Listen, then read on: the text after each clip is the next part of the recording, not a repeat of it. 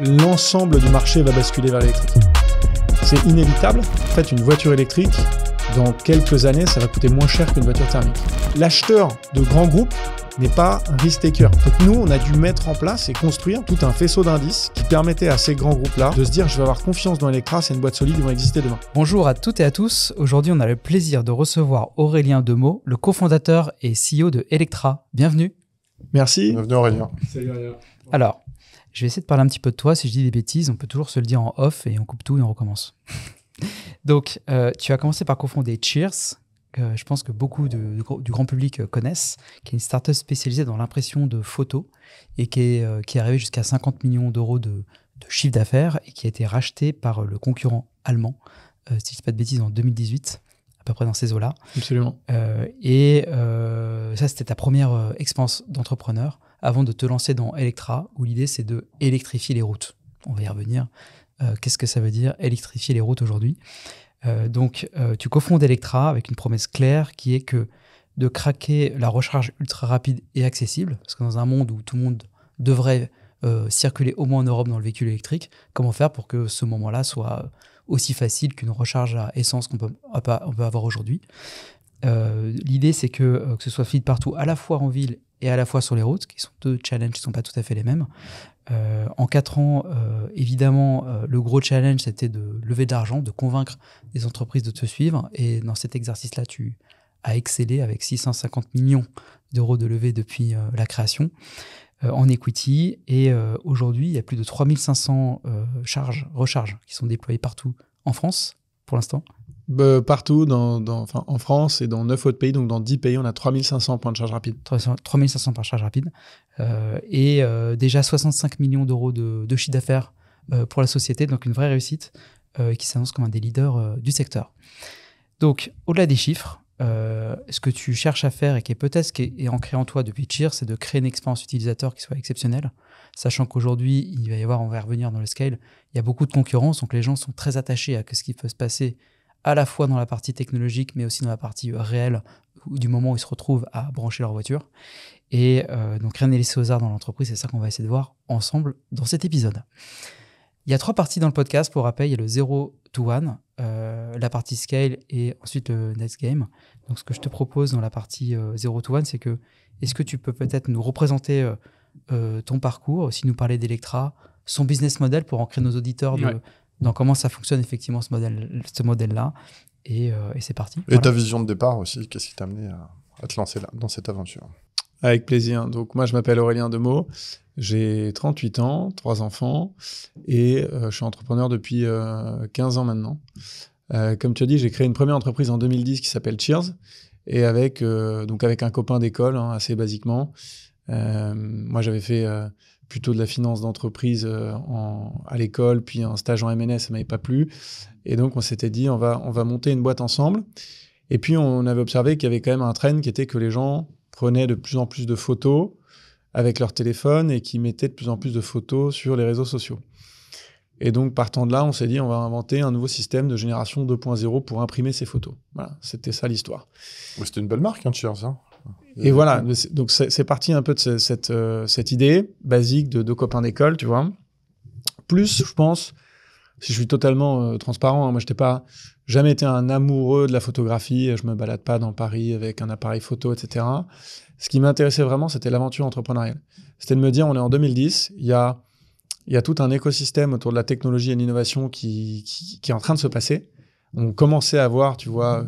Il y avait eu des Grandjean, des Simoncini, des gens qui avaient fait des choses dans la tech. Et on voyait que ça se structurait de plus en plus.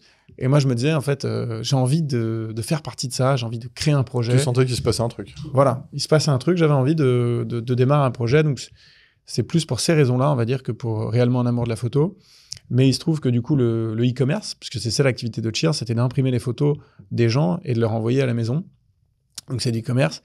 C'est très, très exigeant, l'e-commerce. C'est extrêmement exigeant parce que c'est un métier de centimier. Et donc, il faut être très, très discipliné dans son exécution. Ça m'a appris, le digital, avec toute la partie application mobile, mais aussi le site web, où il faut avoir une expérience qui est très bien faite parce que créer un produit photo, en fait, ça nécessite de manipuler des photos, il y a beaucoup plus d'engagement dans un produit photo que quand tu fais 3 clics pour mettre un produit dans un panier, en fait. Ouais. Donc, il faut vraiment travailler son parcours utilisateur de manière très profonde. Et à côté de ça, la partie industrielle, puisqu'en fait, nous, on avait notre propre labo d'impression de photos qui était à Gennevilliers, qui existe toujours. Et on a pris un hangar vide et on a acheté des machines et on a développé tout ce savoir-faire industriel. Tu avais internalisé ça. Ouais, il y avait toute la chaîne de valeur. Alors, au départ, on l'a sous-traité. Et en fait, on s'est rendu compte que la sous-traitance, ça avait des limites. Et les limites, c'était que finalement, à un moment donné, l'imprimeur qui faisait la sous-traitance pour nous, on représentait une grande partie de son chiffre d'affaires. On représentait peut-être 50 ou 60% de son chiffre d'affaires, donc ça devenait un peu malsain parce que lui, il devait supporter les gros investissements, mais sur la base de nos commandes. Donc Et puis finalement, si lui, il flanchait, tu flanchais aussi. Absolument. Et d'ailleurs, il était en dépendance économique, ce qui a fait qu'on a dû trouver un deal ensemble. Oui, pour pas le lâcher complètement. Pour pas le lâcher complètement, reprendre du staff et aussi des machines. Et tu l'as pas racheté du coup? On n'a pas racheté toute son activité, parce que lui, il avait une partie de son activité qui était une activité différente et qui ne nous intéressait pas. D'accord. Donc c'était Cheers, et donc il y avait déjà cette dualité entre le monde industriel et le monde du digital qui, mis bout à bout, faisait une expérience utilisateur vraiment sympa. Et j'irais peut-être même un cran plus loin, c'est-à-dire qu'en fait, la partie qui est beaucoup moins visible pour l'utilisateur, mais qui est la partie industrielle, en réalité, c'est celle qui détermine la qualité du produit fini, c'est celle qui détermine tes délais de livraison, celle qui détermine ta marge, et donc elle est vraiment, pour moi, quasiment plus structurante que la partie digitale. Ouais, c'est comme Amazon, c'est une boîte de logistique avant d'être un e-commerce, quoi. Absolument. Donc on a fait ça pendant 10 ans. Là, j'ai appris à lever des fonds, à recruter des gens, à animer une équipe, à s'internationaliser. On a eu pas mal d'échecs aussi, je pourrais revenir si Et vous si étiez le souhaitez. Vous étiez 2 fondeurs. On était 2 cofondateurs avec une structuration, on était à 50-50, cofondateurs, co-CEO. Donc, ce qui est à la fois une richesse et en même temps, c'est pas évident de manœuvrer ça dans le temps, sachant que c'était un ami, donc, et c'est toujours un ami. Donc, il y a aussi tout ce volet-là qu'il faut manager, si je puis dire, dans ton expérience entrepreneuriale. Et puis, on a vendu la boîte, comme tu as dit, en 2018, à un groupe allemand qui est le leader d'impression photo. Et c'est le leader d'impression photo en Europe, et c'est une boîte qui fait 1 milliard de chiffre d'affaires. Donc, c'est à la fois gros, et en même temps, tu te dis, ça dit quelque chose du fait que le marché de l'impression photo, c'est marrant parce que tout le monde a des photos chez soi. Tu vois, il n'y a pas un bureau, il n'y a pas une maison dans laquelle il n'y a pas des photos. Et malgré tout, c'est un petit marché. C'est un petit marché avec 1 C'est milliard vraiment pour les leaders. Ouais. Voilà, le plus gros acteur fait 1 milliard. Et donc là, on s'est intégré. Et moi, j'ai fait 3 ans de transition. Et puis ensuite, 10 ans de photo. J'avais envie de remonter un projet. J'avais envie de capitaliser aussi sur tout ce que j'avais appris. Et là, il y a cette tendance dans la mobilité de l'électrification qui était en train de se dessiner. Moi, j'ai toujours beaucoup aimé la mobilité. Et donc, là, on est en 2020, j'interroge des gens et je demande un peu aux gens, mais est-ce que tu serais prêt à passer à la voiture électrique? Est-ce que, voilà. Il y avait déjà Tesla à l'époque, je pense. Il y avait Tesla. Effectivement, Tesla, c'était vraiment le début. pionnier. Ouais.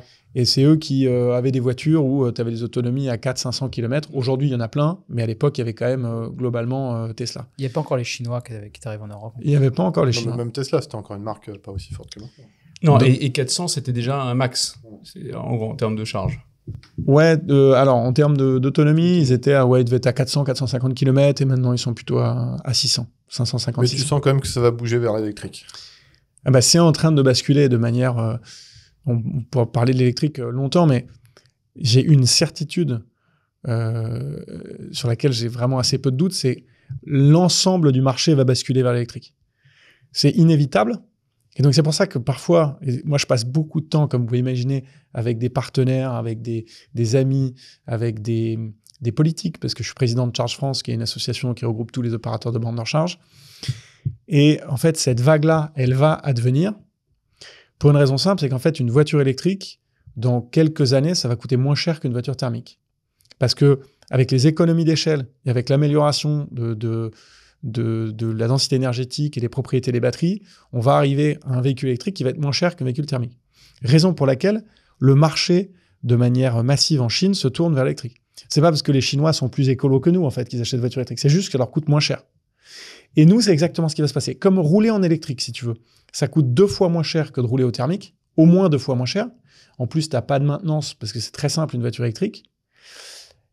si à l'achat, la voiture elle est au même prix ou moins chère, les gens ils vont basculer. Il y a aucun doute là-dessus. Mais Et à en l'époque- plus, il n'y a pas de CO2, il y a des questions de souveraineté. Enfin, Mais il n'y avait pas encore les normes comme ils ont infligé aux constructeurs à ce moment-là. il n'y avait pas encore les normes. Et donc en 2020, Mais t'avais un vrai pain qui était quand même la recharge. À voilà, l'époque. quand j'interroge les gens, pour reprendre le fil, effectivement, les gens me disent pourquoi pas, mais quid de la recharge combien ça coûte, combien de temps ça prend, est-ce qu'il y a des bornes. La recharge, c'est vraiment un des bloqueurs numéro 1 qui fait que les gens ne sautent pas le pas et ne passent pas à l'électrique. Et donc, nous, on s'est dit, OK, on va développer un réseau qui va être assez massif, avec des stations un peu partout, où ça va être très, très facile de se recharger. Parce que c'était un point qui était beaucoup remonté. C'était des gens qui disaient, mais attends, on comprend rien, il faut des Ouais, cartes. les QR codes et tout, enfin, tu comprends. Voilà. Il y en a beaucoup, tu comprends encore rien du tout. Quoi. On veut un système très, très simple. Et aussi, on veut de la recharge qui soit de la recharge ultra rapide. Donc, qui permet de charger une voiture en 15-20 minutes. Pourquoi ? Parce qu'en fait, si les gens doivent s'organiser pour se recharger parce que ça leur prend 1 heure, 2 heures et tout, bah en fait, ils ont déjà une vie, un boulot, des trucs Déjà à pour gérer. les familles, ça va être notamment, compliqué. c'est compliqué. Voilà. Et donc, on a monté Electra. En tout cas, vision XXL, tu dis j'y vais. Ouais, on s'est dit vision ambitieuse, on y va. Alors, si je suis vraiment très honnête avec vous,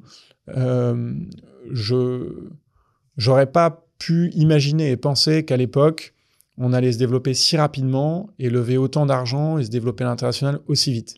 Même si on était ambitieux. Mais la réalité, c'est qu'en fait, on y a été par l'escalier, on a eu un win, puis un autre, puis un autre. Ça a bien marché, on a réussi à se financer. Il y a eu une vague au début des années 2020 de financement vers l'électrification parce que, tu vois, tous les investisseurs ont compris que c'était vraiment une grande tendance de fond. Aujourd'hui, c'est plus tout le cas. Il y a beaucoup moins d'investissements. Mais à l'époque, il y a eu une grosse vague et nous, on l'a surfé, ce qui nous a permis de capturer beaucoup de financement et donc d'aller le plus vite possible parce que c'est une course. C'était quoi le challenge au départ ? C'était quoi le truc à craquer le plus compliqué ? Je dirais que c'était de trouver des emplacements fonciers. Ah oui, parce que tu as besoin de gros fonciers. Ouais. Voilà, parce qu'Electra, c'est du B2B2C. Donc nous, on va trouver, je décris un peu le business model Bien sûr, rapidement. ouais, c'est parfait. Donc nous, on s'installe sur les fonciers qui sont en majeur privé, qui sont des hôtels, des restaurants, des supermarchés, des centres commerciaux. On va leur prendre une dizaine de places de parking et on fait un deal avec eux dans lequel on dit nous investissons la totalité des CAPEX, donc de la construction de la station, et nous allons opérer cette station pendant une durée de 15 à 20 ans, moyennant quoi vous nous donnez une concession, donc un bail long sur votre parking, et on va vous verser un loyer avec un fixe plus un variable. C'est ça le deal. Donc ça veut dire quoi ? Ça veut dire que nous, on porte l'investissement et on ne peut pas trop se planter sur les emplacements. Donc, c'est pour ça on doit être très sélectif dans nos emplacements. Et en même temps, tu vois, demander aux gens de s'engager sur 15 à 20 ans, c'est quand même long. Donc, on ne peut pas signer ça rapidement. Donc, c'est vrai qu'au début, quand tu démarres et que tu n'as pas de crédibilité, parce qu'on avait fait une levée de 15 millions d'euros avec des fonds de venture capital, les partenaires fonciers avec lesquels on discute, nous, c'est plutôt des gens de l'économie traditionnelle. C'est Indigo, c'est des centres commerciaux, c'est des Leclerc, des Intermarchés, des gens comme ça. Eux, ils voient les places de parking en moins. Ils commencent pas à regarder ça. Ils se disent ça, mais ils se disent aussi ça peut amener des clients, mais surtout ils se disent, moi je vais m'engager pour 15 à 20 ans avec un partenaire. Et est-ce que du coup je vais miser sur une start-up qui a levé 15 millions ou est-ce que je vais aller voir le gros énergéticien qui a pignon sur rue ? L'acheteur de grands groupes n'est pas un risk-taker. Donc nous, on a dû mettre en place et construire tout un faisceau d'indices qui permettait à ces grands groupes-là de se dire je vais avoir confiance dans Electra, c'est une boîte solide, ils vont exister demain. Et ça, c'est les profils de l'équipe, c'est des choses comme tes bureaux, c'est des choses comme tes levées de fonds, c'est plein de petites choses qui vont permettre de montrer que tu es solide et que tu vas être pérenne. Ok, hyper intéressant. Et du coup, juste pour revenir sur le business model pour que les auditeurs comprennent, comment vous vous rémunérez comment ça fonctionne Oui, alors nous, on a donc notre business, il est vraiment très simple. On a des voitures qui viennent, qui se rechargent. En se rechargeant, c'est comme à la pompe à essence. Elles payent un certain prix au kilowattheure, donc comme un litre d'essence. Et nous, on va capturer ce paiement-là. Donc, c'est nos revenus, c'est de l'électricité. Après, il y a des petits revenus additionnels à la marge, mais c'est vraiment très faible. Donc, notre enjeu principal, c'est d'avoir du trafic. Ce que je dis souvent, c'est qu'on n'est pas là, nous, pour planter des bornes et avoir le plus gros réseau possible. On est là pour charger des voitures et être utile. Ouais, c'est comme un hôtel, tu dois avoir un taux d'occupation de 100% quasiment. Absolument. Alors, 100%, c'est difficile. Tu peux pas, ouais, parce que la nuit, c'est fermé. Mais il faut qu'on ait un taux d'utilisation qui permette de payer notre loyer, notre maintenance, nos coûts fixes et du coup, d'avoir un business model qui vole. Ouais. Si du coup on aborde les points de scale, et tu l'as déjà mentionné parce que tu as mentionné ta première expérience et on voit qu'il y avait un côté industriel et un côté tech, c'est ça que j'ai envie de creuser aujourd'hui, c'est comment on monte une équipe avec une culture de gens qui ont pas grand chose à voir, des gens très tech sur des produits assez courts, tu parlais là à mon avis c'est une app, c'est une expérience client, c'est etc, il faut qu'il y ait beaucoup de fonctionnalités tech, et de l'autre côté un vrai métier d'infra traditionnel. Comment tu as monter ton équipe et comment tu crées une culture d'entreprise avec deux typologies de personnes très très différentes. Enfin, j'imagine. Ouais, c'est un bon point, c'est un challenge. Alors, mon associé Julien, lui, vient du monde de l'infrastructure et il était chez un opérateur de borne de recharge, donc il avait vraiment une bonne connaissance du métier et aussi avec cette expérience de la gestion un peu plus infrastructuriste et industrielle des projets. Excuse-moi, tu as dû inventer ta propre borne du coup? Tu as fait de l'R&D ou c'est une technologie qui est accessible? Alors nous, la borne, on la source. En revanche, on a développé le logiciel qui pilote la borne. Et donc, il y a cette dualité entre d'un côté des profils type développeur informatique, designer, product owner, enfin des profils tech, et de l'autre, des chefs de projet, des architectes, des urbanistes, enfin des gens qui s'occupent du déploiement opérationnel des projets. Des dépanneurs. Des gens qui sont dans la maintenance, qu'on appelle les flying doctors. Donc voilà, il y a cette dualité. Maintenant, je pense que ce qui a rassemblé tout le monde, c'est l'envie vraiment d'être très ambitieux et de faire la différence avec une expérience utilisateur révolutionnaire sur ce marché. Et globalement, des gens qui aiment quand ça va vite, des gens qui sont à l'aise dans une scale-up. Et donc ça, on a été assez clair avec tout le monde dès le départ. Et donc, pour le dire autrement, les gens dans la tech ont plutôt, on va dire, cette habitude, ou en tout cas l'environnement qui va très vite, où ça bouge beaucoup, il y a des levées de fonds, etc. C'est quelque chose auquel ils sont relativement habitués.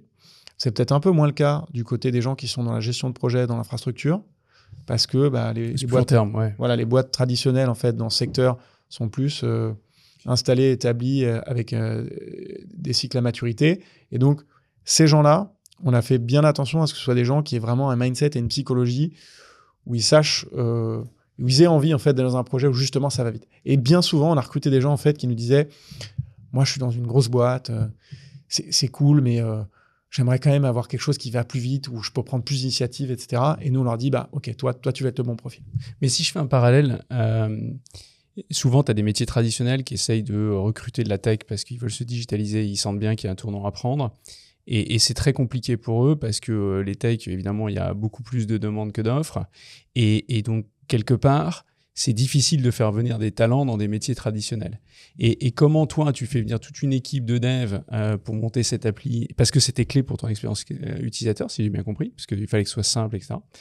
Comment tu les fais venir et que tu leur dis non, mais les gars, c'est un métier traditionnel, mais on vous embarque sur un truc. Voilà. Tu as un peu de marketing à faire autour de ça. Peut-être déjà la marque, on n'en a pas parlé, Electra, déjà, elle est stylée. Il y a la marque, mais tu as raison, c'est un gros challenge. En plus, on est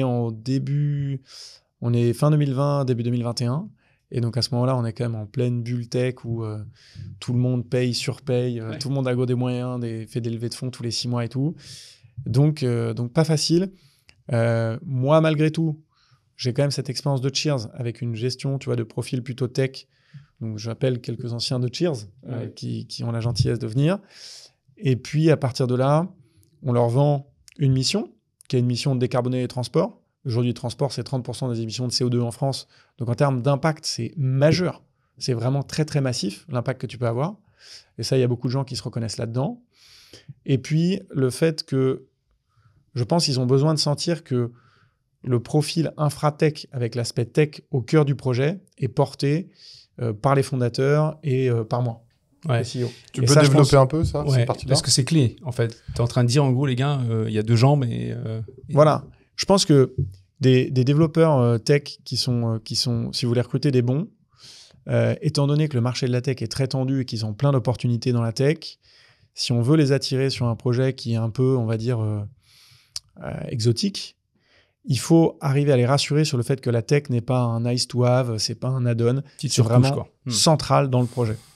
Et ça, je pense que du fait de mon expérience, et même c'était notre stratégie avec Julien, mon associé, c'était vraiment de dire on veut combiner les deux, on veut associer les deux, parce que justement, ce qui fait que le système de borne de recharge et l'expérience de recharge, elle est pas bonne aujourd'hui, c'est parce que la partie logicielle, elle fonctionne pas. Ça, je te le confirme. C'est l'enfer. Et les clients, ils s'en foutent en fait que ce soit la borne ou le logiciel qui marche pas. Ils disent juste ça marche pas votre truc, les gars. Donc ça, on a été très clair là-dessus. Et ce qui, je pense, les a rassurés sur le fait qu'ils allaient avoir un rôle majeur dans le développement. Ouais, c'est-à-dire que tout est intégré, quoi. T'as pas dit il y a l'industrie d'un côté et le soft de l'autre. Et tout est important, ouais. Ouais, c'est comme un iPhone, quoi. Ça fait qu'un, quoi. Et le software est vraiment fondamental. C'est vraiment important. Et donc, vous allez avoir une contribution qui sera majeure. Et on va vous donner les moyens. On va recruter une grosse équipe. Enfin, ce sujet-là est central. Donc, si vous venez, vous n'allez pas faire de la tech on the side, quoi. Non, très bon tips. Deuxième sujet que j'avais envie d'aborder, effectivement, c'est un peu d'actualité parce que on a quand même pas mal de patrons qui ont envie d'aller à l'international. Je sais pas pourquoi, mais la France est peut-être un peu moins attractive. On va pas faire de friend bashing, mais en tout cas, ils ont envie de se développer à l'international. Il y a de la croissance à aller chercher à l'international. Tu le disais, donc tu as ouvert 9 régions, 9 pays. Ça fait 10 en tout. Donc forcément, tu as un peu industrialisé ça. Il y avait 2 parties que j'avais envie de creuser. La première, c'est quand tu détermines un pays, déjà, comment tu le choisis, comment tu regardes ton go-to-market, c'est-à-dire comment tu te dis, j'imagine que tu fais un peu une pré-analyse en disant, ben oui, ce marché est stratégique, est-ce qu'il y a des différences réglementaires, qu'est-ce que je vais être obligé d'adapter et qu'est-ce que je garde en centrale, etc. Parce que si je commence à faire 25 produits, ça ne va pas le faire. Donc, comment tu as été ta réflexion? Tu as été très vite, tu nous l'as dit. Si tu peux vraiment revenir sur cette étape de go-to-market, puis après, on creusera un autre point derrière. C'est un très, très bon sujet. Il faudrait beaucoup de temps pour tout développer parce qu'on a passé des heures et des heures à réfléchir là-dessus. Bon, d'abord, la première chose, c'est que nous, on a démarré en développant un pays. Donc, en l'occurrence, c'était la Belgique. En plus, c'est rassurant parce que c'est pas trop gros. Ouais, c'est un peu français francophone et tout. Voilà. Donc, je veux pas faire offense à nos amis belges, mais on se dit, voilà, c'est une excroissance un peu de ce qu'on fait, ça va le faire. Et donc, d'une certaine manière, vis-à-vis de nos investisseurs, bon, ils se disaient, bon, allez, on va aller en Belgique. On a mis un pied là-bas et puis on a eu la chance de tomber sur un très, très bon general manager qui a fait un super boulot. Et donc, assez vite, on s'est dit, oh, la mayonnaise est en train de prendre. Ensuite, on est allé en Italie. Ce que je veux dire, c'est que on s'est pas dit, allez, demain, on va lancer dans 9 pays en même temps. On a fait ça graduellement, de manière à ce que ce soit absorbable pour l'équipe aussi. Parce qu'en centrale, pour répondre à ta question, on fait toute la partie corporate. Donc ça, c'est tout financement, RH, admin. On fait tout le produit et la technologie. Et en revanche, ce qui est distribué en local, ça va être d'un côté le développement foncier, donc les sales qui vont chercher des terrains, négocier les terrains. Et de l'autre, les opérations, donc le déploiement effectif des bornes opération, maintenance. Donc ça, c'est les 2 fonctions qu'on a. Et nous, on a systématiquement une présence locale avec entre 10 et 25 personnes par pays. Juste une question, pourquoi tu as voulu aller aussi vite ouvrir des nouveaux pays? Parce que la France, c'est déjà un terrain de jeu monstrueux. Pour 2 raisons, je dirais. La première, c'est qu'en fait, nous, on était assez convaincus du fait que ce mouvement d'électrification, il est européen. D'ailleurs, la réglementation de l'interdiction des véhicules thermiques en 2035, elle est européenne. Et donc, entre les Allemands, les Italiens, etc., tout le monde il y a beaucoup de voitures et ces voitures vont s'électrifier. Donc, opportunité. Et deuxièmement, parce que la France, c'est grand, mais c'est pas si grand que ça. Dans la mesure où, si on veut être intéressant pour des investisseurs, pour des grands comptes, des flottes, par exemple, des DHL, des Uber, des gens comme ça, si on veut être intéressant pour nos utilisateurs qui de temps en temps passent la frontière, etc., on a intérêt à avoir un business qui est dimensionné at scale, comme on dit, et qui est européen. Et aujourd'hui, ce que j'observe, c'est que les acteurs qui sont français sont quand même moins intéressants. Donc nous, je pense que cette dimension internationale, elle est riche aussi pour le projet, aussi pour les salariés, pour l'engagement. Ouais, et puis tu as aussi, de façon pragmatique, comme tu l'as dit, c'est hyper capital intensif. Tu as fait des levées de fonds qui sont importantes et tu es obligé de démontrer que ton terrain de jeu, c'est plus juste la France, compte tenu de l'investissement que tu es obligé de faire aussi, j'imagine. Donc, on a fait ce développement qui est très, très j'allais dire challenging en mauvais français, parce qu'il faut trouver la bonne tension entre l'équipe locale et l'équipe du HQ, donc du headquarter, en donnant de l'autonomie et en même temps en s'assurant qu'on a un playbook central auquel on croit. Et qui le playbook, pour traduire pour les auditeurs. Donc le playbook, c'est effectivement le mode d'emploi de comment est-ce qu'on va se développer dans un pays. Donc, et d'ailleurs, t'en avais fait un, t'en avais fait 2, et donc du coup, t'as appris là-dessus, t'as écrit ton... En vérité, c'est ta sauce secrète pour aller... Voilà, c'est en gros, comment est-ce qu'on va se développer dans les pays. Et donc, la méthodologie, elle est assez simple finalement. C'est, on va d'abord et avant tout recruter le ou la meilleure general manager. 100% du succès d'un pays dépend du general manager. Ça, c'est un truc auquel je crois, mais profondément. C'est qu'en fait, si on n'a pas la bonne personne, on a beau avoir la meilleure stratégie et tout, il ne va rien se passer. Parce que cette personne-là, c'est elle qui est tous les jours à Milan, à Madrid ou à Munich, qui va recruter des équipes, qui va diffuser la culture, qui va faire la courroie de transmission avec le HQ. C'est fondamental d'avoir la bonne personne. Donc là, on a mis beaucoup d'efforts là-dessus. C'est fait aider par des cabinets. On a interviewé des dizaines de candidats. Donc ça, c'est l'étape numéro 1 du playbook. Ensuite, c'est d'aller chercher des emplacements. Il y a une science là-dessus? Tu vas pas le dire. Non, la science, c'est comme dans tout le recrutement, c'est qu'il ne faut pas faire confiance à son intuition seulement. Il faut faire des ref calls. Il faut tester les gens. Il faut faire des case studies. Il faut les faire venir à Paris. En fait, il faut investir beaucoup de temps. Le pire étant de se dire... Bon, j'aimerais bien qu'on ouvre le pays rapidement.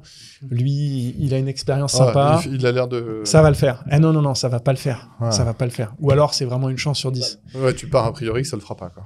Il faut bien passer du temps avec la personne. Tu vois, il n'y a pas un GM qui est rentré chez Electra avant d'avoir passé minimum 6-7 entretiens. Et je dis pas ça pour le nombre d'entretiens, mais c'est aussi une manière pour eux de connaître mieux la boîte. Parce que nous, tu vois, quand on arrive en Allemagne, on n'est personne. Donc, on doit aussi... C'est une vente dans les deux sens. Ouais, on doit aussi montrer qui on est. Et puis, dans ce playbook, il y a aussi une réalité qui est la maturité du marché sur lequel on est. Parce que le véhicule électrique, c'est assez nord-sud en Europe, la Norvège étant à la pointe, et puis dans les pays d'Europe du Sud, en Italie, en Espagne, par exemple, on est un peu moins développé. Il y en a beaucoup moins. Du coup, on ne va pas mettre la même vélocité et vitesse d'exécution. Et donc, la taille de l'équipe et les objectifs qu'on se donne, on va se dire, en Allemagne ou dans les pays assez matures, on va essayer d'aller très très vite, on est prêt à investir des dizaines de millions d'euros en CAPEX pour créer le réseau. Là où en Italie ou en Espagne, on va aller un peu plus doucement parce qu'on ne va pas être trop en amont du marché et avoir des bandes qui ne servent à rien. Une petite question, il y a une sauce secrète aussi pour trouver le foncier dans les pays ou ça c'est chose gardée ça? Non, alors il y a une sauce secrète. Il n'y a pas de comment dirais-je, de recette magique que je pourrais donner là, mais en revanche, ce qu'on fait, c'est qu'on a une équipe de data scientists, on a 4 personnes qui travaillent non-stop là-dessus et qui font la modélisation pour évaluer le trafic d'un emplacement sur les 15 prochaines années avec des critères macro qui sont le taux de pénétration des véhicules électriques, le type de modèle, ce genre de choses, le niveau de pouvoir d'achat, ainsi de suite. Et ensuite, des critères qui sont beaucoup plus micro, qui sont, si je suis sur un Leclerc, combien de personnes qui viennent toujours sur ce Leclerc, combien de personnes qui passent sur la route à côté, ainsi de suite. Mais tu t'es fait un score, du coup, en interne Et donc, on fait un scoring. Ce qui est hyper intéressant, c'est que c'est un scoring qui... Alors, il est devenu très scientifisé d'une certaine manière. Je n'ai pas le bon terme, mais en gros, on a mis beaucoup de data, beaucoup de modèles dedans. On a 540 stations aujourd'hui. Donc, on a aussi toute l'expérience et toutes les datas de nos stations à nous, plus certaines de nos concurrents. Malgré tout, il y a toujours une part d'appréciation qualitative humaine, et c'est ça qui est hyper intéressant, c'est que le commercial de la zone de, Marseille-Avignon, qui connaît tout le monde dans le coin, lui va savoir quels sont les projets immobiliers qui vont se développer. Est-ce que les gens, ils sortent vraiment là, ou est-ce qu'en fait, en général, ils sortent à la sortie d'après parce que, il y a un super commerce ou quoi. Et cette appréciation qualitative, elle est essentielle. Et elle représente combien dans la pondération? Il peut t'influencer, je veux dire. Alors, on a, pour rentrer dans le détail de la méthode, on a un comité foncier dans lequel toutes les semaines, les développeurs vont présenter des sites en disant, j'ai tel parking, tel site, et ils vont défendre leur site. Ce site, il doit au préalable passer dans les fourches codines du modèle mathématique que nous, on a développé. Et ensuite, eux vont être garants du fait que l'expérience utilisateur va pas être mauvaise, c'est-à-dire en gros, est-ce qu'il va y avoir... Les gens, en gros, quand ils s'arrêtent, ils veulent un café, des toilettes, est-ce que c'est visible? Et donc, c'est ce genre de critères qui sont plus qualitatifs qu'on va évaluer. Et ça, c'est très local, du coup. Pour le coup, en centrale, tu as tout ce qui est data, analyse, parce que ça t'a centralisé, j'imagine. Oui. Et après, en local, tu te réfères à ton GM et donc à ses équipes sur la partie un peu plus qualitative. Tout à fait. Et simplement, les sites sont validés donc les sites sont proposés par l'équipe locale, mais tu as certaines personnes en centrale, dans l'équipe business stratégie, qui vont valider ces sites. D'accord. Parce qu'on investit des millions d'euros de CAPEX, et donc on doit s'assurer que le learning qu'on a consolidé en centrale soit utile et qu'on n'ait pas des gens qui arrivent dans un pays et qui fassent un peu les mêmes bêtises que nous, on a fait en France au départ. Ouais, très clair. Et tu le disais, j'ai envie de revenir sur le general manager parce que c'est vraiment la clé de voûte de tout ça, parce que c'est à la fois ton pont vers tes équipes centrales, ton HQ, et puis en même temps, c'est lui qui gère quasiment une boîte en local avec ses recrutements. J'imagine que c'est des gens assez, on va dire, ambitieux, sinon ils dirigent un pays, etc. Comment tu les intègres, comment tu gères ça dans ta gouvernance à toi? Parce que toi, en centrale, tu as une gouvernance, tu as ton COMEX, tu as tes fonctions C-level, on va dire, tu as ton CTO, etc. Comment tu intègres un general manager, qui est d'ailleurs en plus souvent étranger, donc j'imagine qu'il faut avoir un peu une culture internationale. Je pense à nos entrepreneurs qui doivent se développer à l'international, qui sont de temps en temps franco-français. Et qui, voilà. Comment tu l'intègres? Tu le mets au COMEX? À la fin, tu as 25 pays, tu as 25 mecs au COMEX. Comment tu gères ça? Ça, c'est une super question. Je peux vous dire ce que nous, on fait. Je ne sais pas si c'est la bonne recette. Je sais que chez Stellantis, ils étaient 30 au COMEX, parce qu'il y avait toutes les marques, toutes les régions du monde. Nous, on a opté pour un schéma un peu différent, dans lequel on dit on a le COMEX d'Electra, et en fait, toutes les 3 semaines, on va avoir ce qu'on appelle un European COMEX. Donc, c'est les membres du COMEX plus les general managers. C'est une espèce de COMEX élargi dans lequel il y a les general managers. Parce que, comme tu dis, les general managers, ils ont besoin, c'est pas que eux qui ont besoin, c'est nous aussi, on a besoin d'avoir leur contribution sur le produit, la stratégie, et je pense que de les cantonner à un rôle qui est purement local, ça nourrit pas suffisamment ni leur ambition, et en plus, nous, en termes de produits, ça nous permet pas de step up, parce que du coup, il y a des choses qu'on rate et qu'on voit pas. Donc, et on a ce qu'on appelle une Country Business Review, tous les trimestres, dans laquelle il y a le COMEX, et spécifiquement sur chaque pays a 45 minutes, 1 heure. Et là, on va voir comment est-ce qu'on peut aider le pays, quelles sont les actualités du marché, de manière à ce que nous, le COMEX, on essaie de connaître le mieux possible les réalités du pays. Et moi, je me balade dans les pays toutes les semaines. Je vais à Munich ce soir. Et parce que à la fin, il y a aussi rien de mieux, je trouve, que de passer un peu du temps avec ces gens-là et de comprendre un peu la dynamique de leur équipe. Et quand tu vas passer du temps dans le bureau sur place, tu te rends compte de choses que tu ne peux pas percevoir à distance. Et j'imagine que forcément, ces profils-là, qui sont quelque part un peu des profils intrapreneuriaux, parce que quand tu gères, tu dois monter un pays, etc., je les imagine un peu ambitieux aussi. Comment demain ou après-demain, tu les intègres chez toi, c'est-à-dire un peu en centrale, avec des fonctions transverses? Tu as initié un peu ce genre d'initiative en te disant finalement j'ai un GM en Allemagne qui est super bon et donc du coup il a plein d'insights mais qui vont bien au-delà de l'Allemagne et je le fais remonter sur des rôles transverses? On commence à y réfléchir. L'objectif étant effectivement que ceux qui sont très performants, très ambitieux, on puisse leur donner des perspectives chez Electra. J'ai un exemple. Alors, ce qui se passe, c'est que tu as aussi des phases, puisque l'Allemagne, on l'a ouvert fin 2023, et c'est un marché qui est gigantesque. Donc, avant que le general manager Allemagne... Il ait poncé le truc. Avant qu'il ait poncé le truc, il lui reste quelques années. En revanche, la Belgique, on est arrivé assez tôt. C'est un marché qui, géographiquement, n'est pas gros. Là, on est numéro 1 en Belgique. Et donc, notre general manager, on l'a dit, on va aller au Luxembourg et aux Pays-Bas, et tu vas devenir un general manager Benelux. Donc, tu vois, ça, c'est une possibilité. T'étends les pays. Et puis, il y a des possibilités aussi de, plus tard, je pense, de contribuer aussi sur des rôles au HQ si c'est ça qui les intéresse. Mais les personnalités sont très différentes. Et ce que je disais aussi tout à l'heure, c'est moi, j'ai fait un Erasmus il y a 20 ans, et donc Electra, c'est un grand Erasmus. On a fait, tu vois, notre off-site en juillet. On est 280 dans la boîte. Et il y a les Allemands, les Italiens, les Espagnols, les Belges, les Français. C'est génial. Et ça, c'est fantastique. Et d'ailleurs, excuse-moi, je fais une parenthèse, il y a une culture de boîte du coup. Allez, comment ta culture de boîte? C'est un Erasmus. J'ai cru que tu allais nous parler de ton Erasmus, Julien, j'allais te couper. Ouais. J'ai vraiment eu peur. C'est le berger espagnol, on va y arriver là. J'ai très qu'est-ce qu'il va faire? La culture de boîte, pour moi, c'est à la fois important de poser un socle commun dans lequel on va dire, en fait, nous, on veut ce type de leadership et de manager. Voilà les valeurs qu'on a, donc simplicité, audace, passion. On s'assure que les gens ont un peu le même mindset, le même mode de fonctionnement que ce qu'on souhaite. En revanche, les Italiens, ils sont Italiens. Et ils vont pas fonctionner pareil que des Allemands. Et donc, chercher à faire une seule tête et tout le monde fonctionne de la même manière, ça marche juste pas, de mon point de vue. Mais c'est une question importante, du coup. Quand tu dis que tu as un general manager, c'est l'homme clé, il prend quoi comme décision? C'est lui qui recrute les équipes ou en fait, tu te dis, je veux quand même être dans le process parce qu'à la fin, il faut quand même qu'il y ait une cohérence groupe, justement. Qu'est-ce que tu...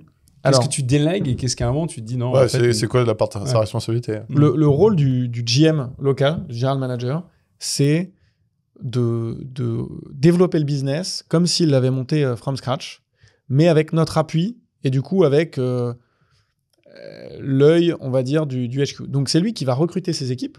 Ouais. Mais c'est lui qui prend l'initiative, mais en revanche, il nous la partage, évidemment. Il va nous dire, voilà, mon organisation, en 2026, j'aimerais passer de 18 à 23 personnes, et voilà un peu les types de profils que je voudrais recruter. Nous, on va le challenger avec bienveillance en disant, ah, mais là, est-ce que tu penses qu'on pourrait aussi rajouter une personne là, ou en enlever une là? C'est une discussion, mais c'est lui qui porte l'initiative. En termes de budget, c'est lui qui nous dit, l'année prochaine, je vais construire tant de sites, et je pense que je vais faire tant de revenus. Nous, évidemment, on va un peu Il le a un challenger. BP, ouais. C'est lui qui amène ça sur la table. Nous, on va le challenger. Et ensuite, c'est à lui de tracer, de faire la feuille de route. Donc, lui, il doit développer les sites, développer du revenu, développer des relations partenariales avec des flottes pour faire en sorte qu'on ait le taux d'utilisation et faire grandir la marque avec notamment un volet médiatisation où c'est un CEO local et c'est lui le porte-parole d'Electra. C'est lui qui doit se mettre en avant pour parler de nous. Mais c'est ça faire la la vision, c'est le communication. CEO local. Exactement. Tu l'as dit, quoi. Tu veux conclure, Jules? Ouais, parfait. Moi, il y a 3 points que j'ai retenus qui m'ont vraiment interpellé. Le premier, c'est le mix techno et soft que tu as mis en place, où il n'y en a pas un qui est plus fort que l'autre. Et c'est vrai qu'en ce moment, on parle beaucoup de mettre de la tech dans l'industrie. Ils ont du mal parce que un industriel raisonne comme un industriel et des gars qui font du software comme du software. Toi, tu as mis tout le monde sur le même piédestal, quoi, et au même niveau. Et donc, ils travaillent vraiment de manière intégrée ensemble. Et c'est comme ça que tu arrives à créer un produit qui déchire avec une super expérience utilisateur. Après, j'ai bien aimé cette notion de data là, dont on a parlé, mais la data qui est appuyée aussi, pas à 100% sur de la donnée, mais aussi sur l'expérience de quelqu'un que tu viens challenger. Et j'aime bien toujours de corréler cette notion de data avec aussi l'instinct de quelqu'un qui est localement là et qui connaît les projets et qui sait que Roger, il passe le soir acheter sa baguette de pain ici. Mais tu vas pas non plus t'appuyer que là-dessus, quoi, que sur de l'instinct, quoi.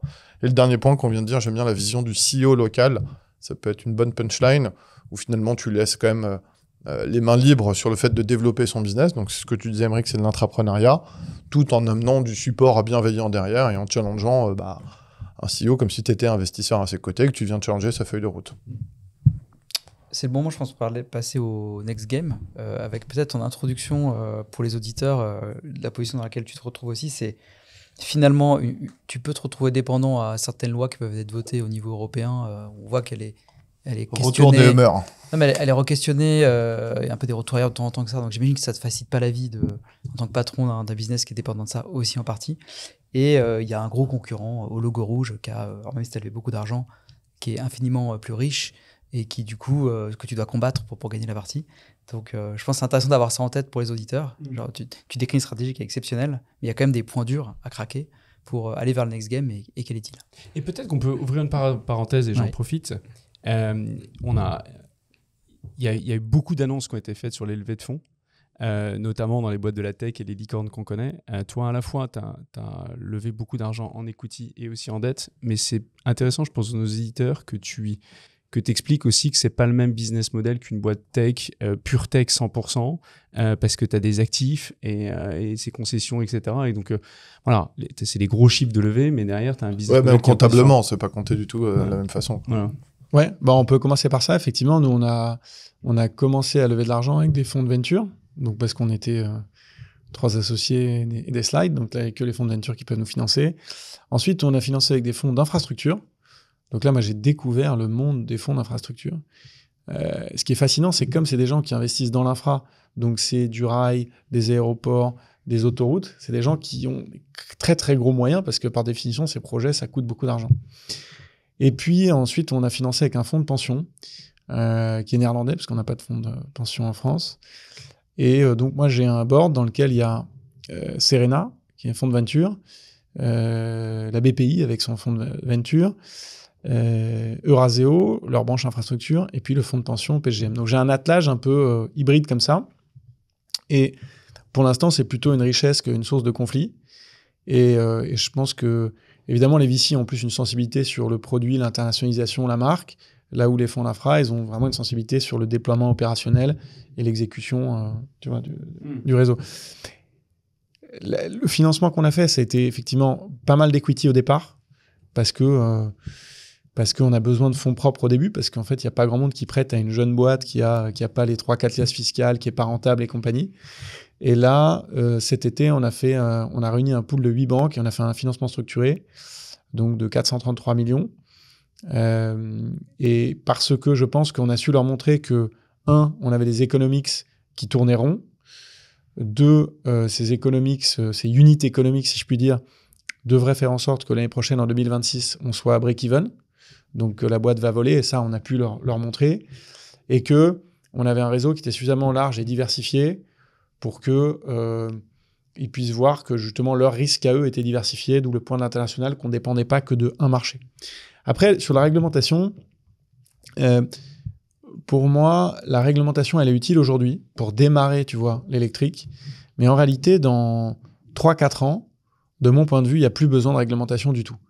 Parce que, comme je disais tout à l'heure, comme la voiture électrique, elle va être moins chère que la voiture thermique, et que ça coûte beaucoup moins cher de rouler en électrique, sachant que là, on est à Paris, on est dans un bureau dans le 17e, donc on ne le voit pas forcément, mais les 3/4 des Français prennent leur voiture pour aller au boulot, et le carburant, c'est le deuxième poste dans le budget des ménages, après le logement, à égalité avec l'alimentation. Donc c'est majeur, et on voit que dès que les prix du carburant bougent un peu, tu l'as vu avec les gilets jaunes, etc., c'est très très sensible.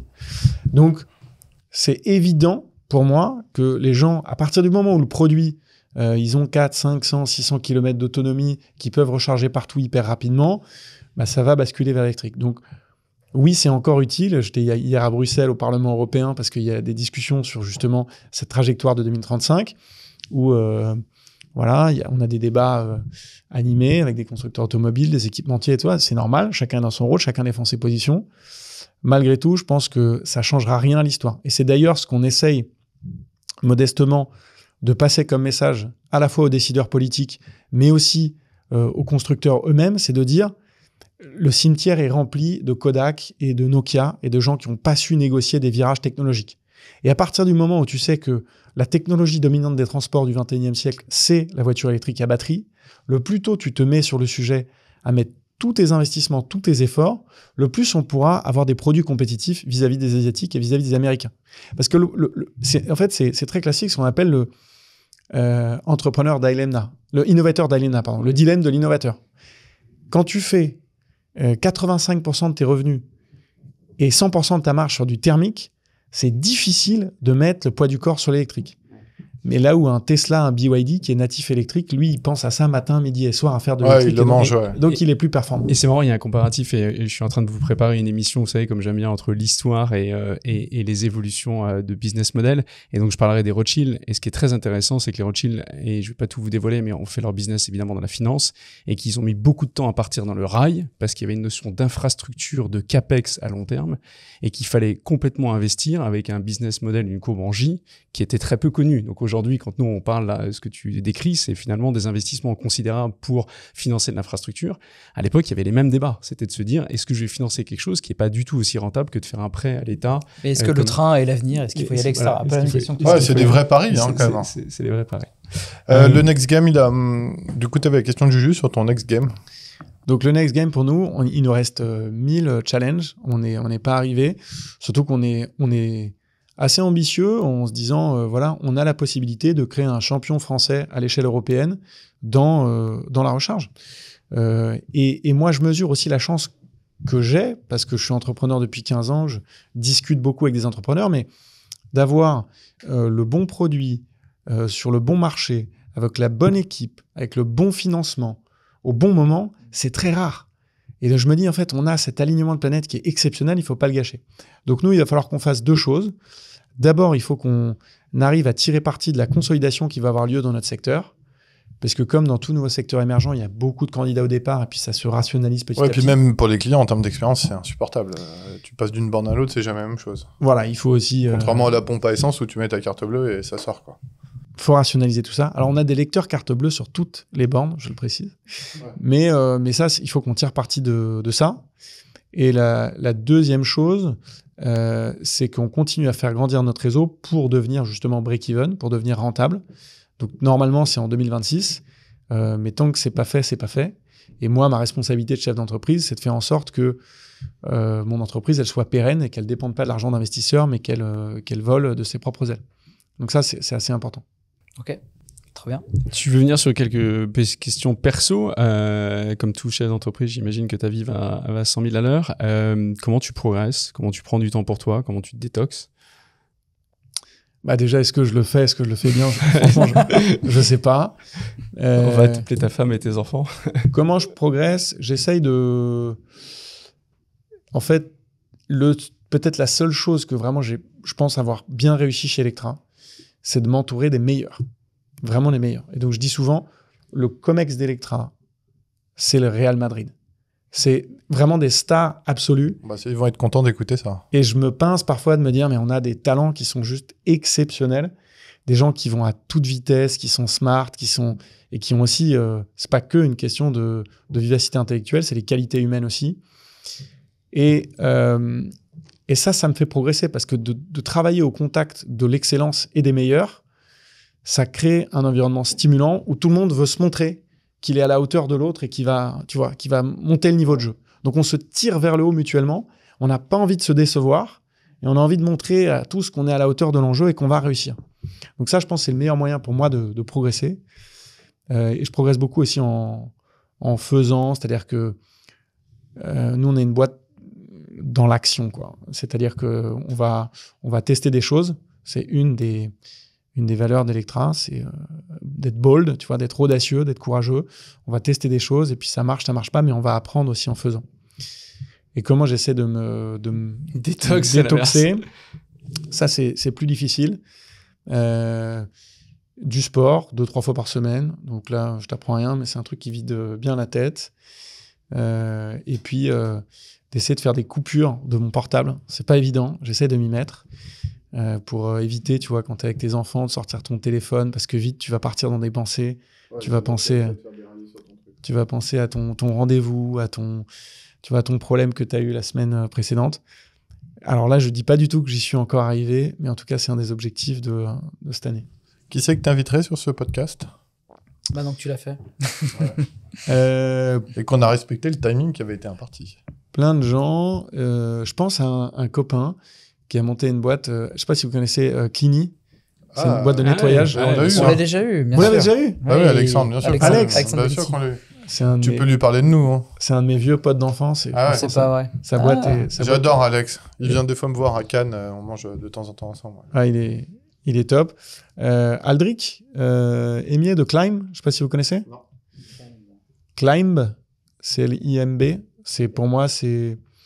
Et en femme entrepreneur, parce qu'on a souvent des hommes, mais en qui femme t'inspire. Entrepreneur, il y a Éléonore de Pigment, c'est quand même une sacrée boîte. Extraordinaire. Ouais. On a déjà essayé, alors, mais avec plaisir. Tu auras peut-être plus de leadership que Julien. Non, c'est moi qui ai été essayé. Moi, j'ai pas réussi, moi. Attends, c'était notre meuf. Non, mais avec plaisir. On n'a pas. Voilà. Et... C'est déjà pas mal. C'est déjà pas mal. Ouais, on prend les deux. Hein. Écoute, merci beaucoup. J'espère que les auditeurs ont pris autant de plaisir que nous. C'était génial, Aurélien. Merci. Pour rappel, n'hésitez pas à mettre 5 étoiles si vous aimez l'épisode. Et si vous l'avez pas aimé, abstenez-vous s'il vous plaît. Commentez, ça fait augmenter l'algorithme, ça nous fait connaître. On est très contents. Et Julien peut se payer des coups à Cannes parce que c'est moins cher qu'à Paris. Merci bien. Merci beaucoup. Merci, bye. Ciao.